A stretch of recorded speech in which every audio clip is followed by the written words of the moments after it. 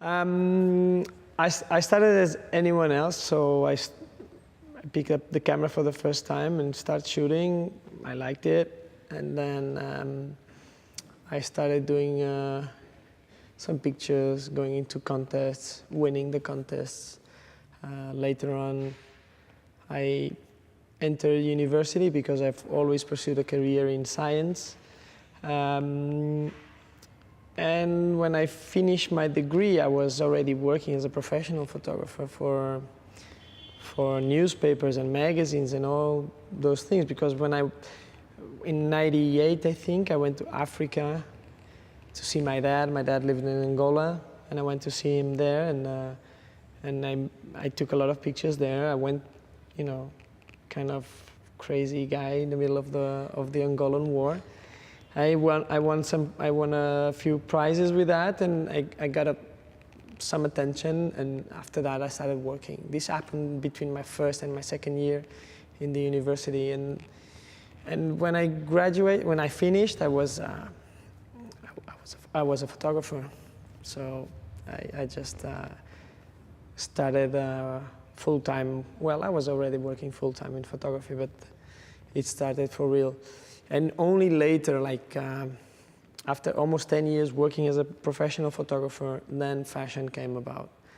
And that's when I started making my first experiments with fashion. And in the last maybe five years, then it really got accelerated. And now it's getting even more accelerated. So it's been fun.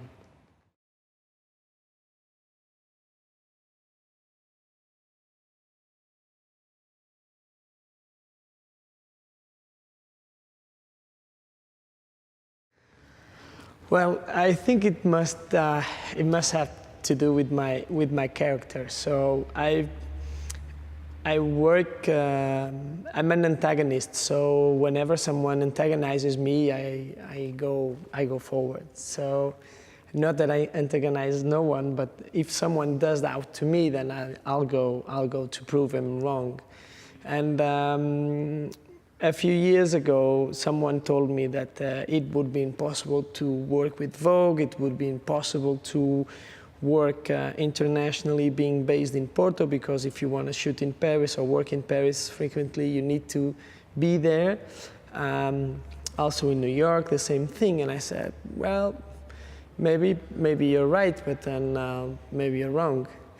And that's how I decided to move from my hometown in Santa Maria da Feira, and I moved to Porto, and I found this place, and I said, it's just perfect. It's world class. So I came here, and things got moving. I started traveling, and all of a sudden, it still is difficult to stay in Porto and work internationally, but I think it's not impossible. I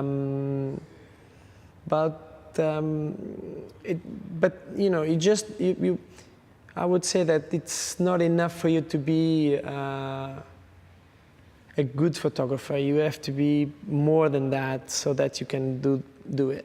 It's much more difficult for you being based in Portugal to get noticed outside, and people think that it's worth it to take you from Portugal and fly you to somewhere else for you to shoot. So you need to make that extra effort on your portfolio, on your availability, and you sacrifice a bit more on your personal life, but it's worth it. But then you have the other side, which is living in the most incredible country, have this amazing quality of life.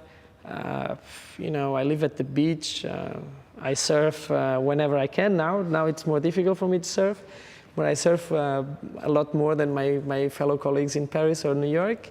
And I know that, I live where other people go on vacation, so that's like a dream come true. And if you can still work abroad and fulfill some of your dreams of being published in important magazines or being featured in some important books, then then I think it's great.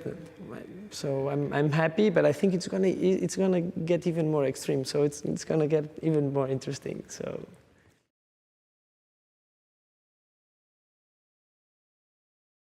I think it's Portugal is not perceived as a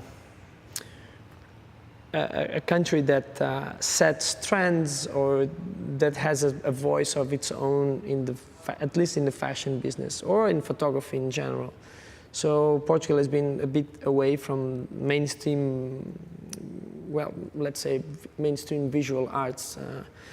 But recently, I think in the past 20 years, there's some really cool new Portuguese artists based in Portugal, getting a lot of attention from abroad. Of course, the internet, Facebook, Instagram, all of that open new other doors that make the global community closer together, and especially the arts, in the art scene.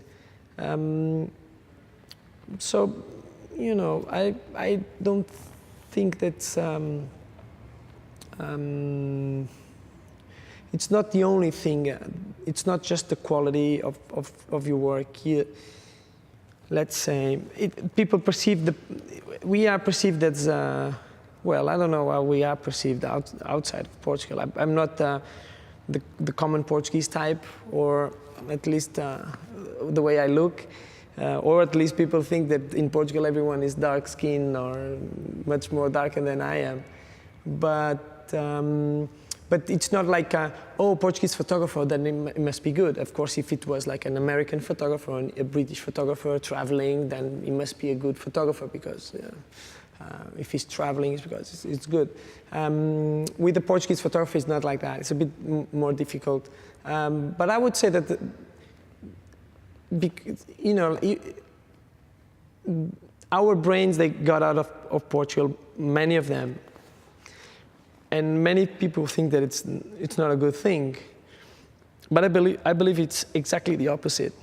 In the last, and at least I've been traveling to Paris quite frequently for the last 7 years.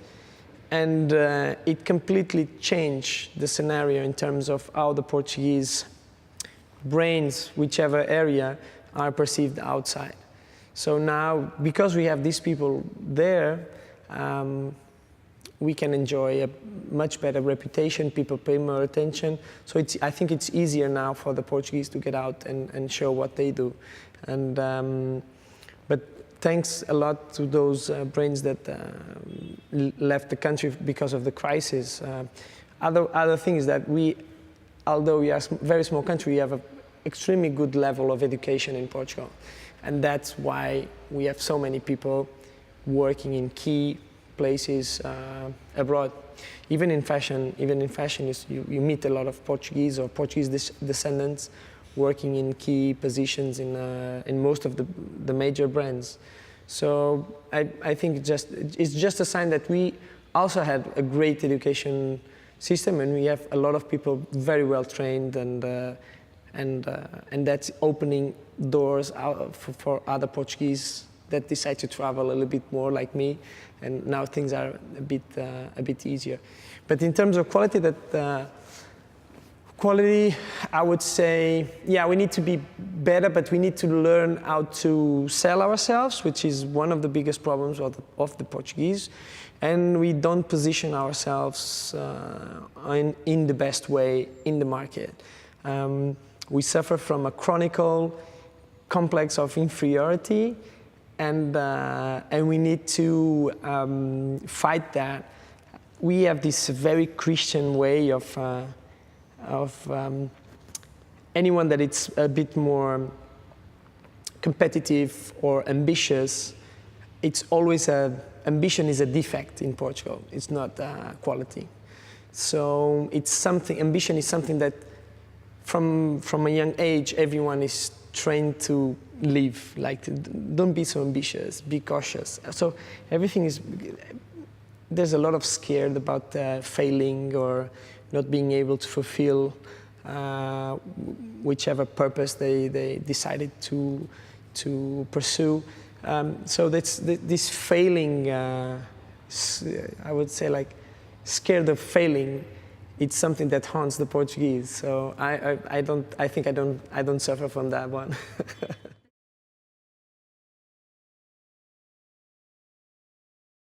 Well, first, we don't have many people in Portugal with that experience of marketing themselves outside. You know, in photography, we work as a personal unit, so you're marketing yourself into a huge market that has a lot of competition. And so, since we don't have anyone here that works on the highest level, it's really tough for you to learn with someone. So it's not the same as in London. You have Centro St. Martins, where you have really high level teachers that teach you all the tricks, and even just going through that school, you meet a lot of people that can help you later in your career.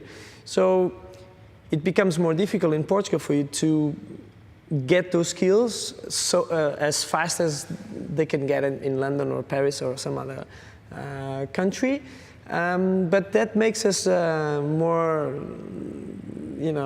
interested in finding the right tools, and we put up a bigger fight, I think, because we don't know. So maybe we are even more creative, finding the ways to get to the people that we want.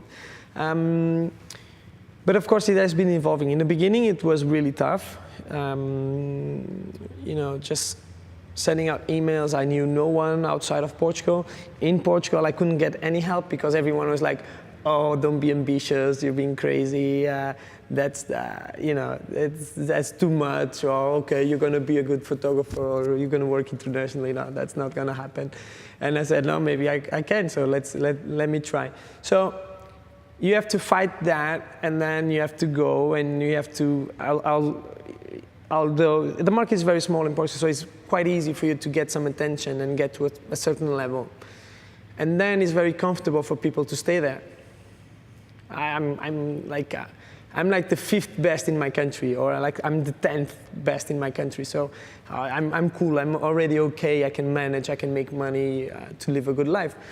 But and then it becomes tough, because if you go to London, you bring your portfolio, and your portfolio is not that good because the Portuguese market is not that good also, and you start getting beat up at the agents and model agencies and all of that, and you learn. If you want, you learn.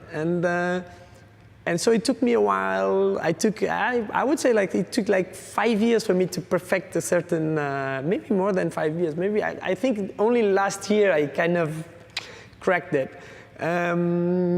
Or my portfolio was strong enough, and I was mature enough, and I think confident enough to approach the right people with the right message. Because before I would go with the, I don't know, maybe I would love to, or this is my dream, or whatever.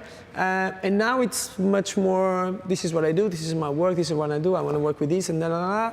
So you have the vocabulary, you have all the tools in terms of technique and all of that.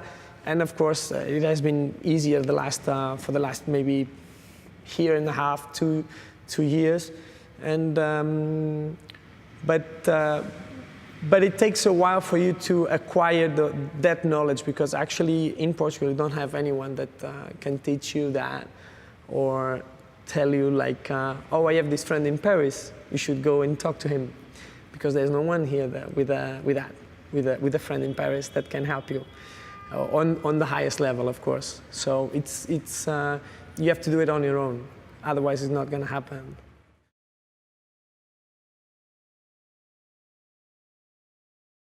I think that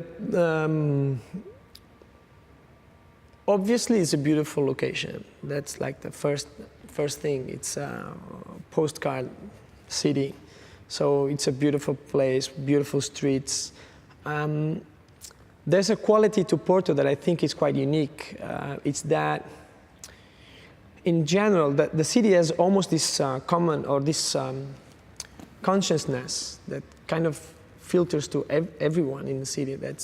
So I think it's a city it's very concerned about details. If you go anywhere, everything is very beautiful to the most small detail. And but the city also has, it has this elegance in one side, or attention to details and all of that. Typography is amazing in Porto. Architecture is amazing in Porto. Wine, of course, the food, the people are great. I was just reading an interview with Philip Stark, and he was saying that Portugal is the last country in the world, or is the country in the world with the most humane people. And I think that if we're looking for humane people, probably Porto and the northern region of Portugal, it's really extreme in that. But then you have all this elegance in one side and all this British influence here, but then you have this roughness that makes us so unique. Even if you look at the buildings, the corners are not rounded. They are live corners like that. So that's this roughness that makes the, and it's kind of a symbol of the city that makes it so interesting. And the Portuguese, they become so interesting because of that. And people from Porto, it's that they have this roughness that, but it's a very charming roughness that makes it much more interesting. So I would say that Porto has that, and it's quite mysterious still for most of people. And if I could say, I would say exotic in a way, because it's quite unique.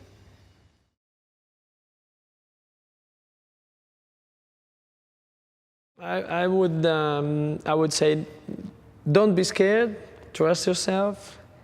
Work hard. Travel, and yeah, it's a big world out there, and we have to take it. So that's what I would say.